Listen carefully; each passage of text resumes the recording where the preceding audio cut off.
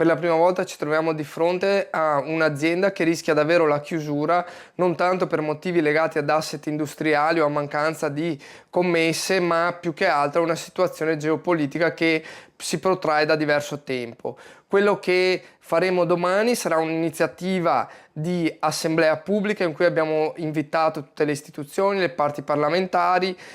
tutti i lavoratori, le lavoratrici, per dare un messaggio molto chiaro, e il messaggio è che abbiamo la necessità assolutamente di trovare una soluzione. Allora, se la questione è che non si riesce a dare un futuro a Superjet perché si ritiene che ci siano questioni politico-strategiche che non possono dare il via libera al progetto che è stato proposto dal fondo arabo, allora se non è quella la soluzione, che la politica ci dia una mano per trovare una soluzione alternativa a questo. E questo è il primo tema. Il secondo tema è che, siccome Leonardo è sicuramente coinvolta in questa vicenda, se non ci sarà una soluzione che guarda verso quell'area lì e quindi verso il progetto che ci è stato proposto, sicuramente deve intervenire Leonardo per trovare una soluzione alternativa.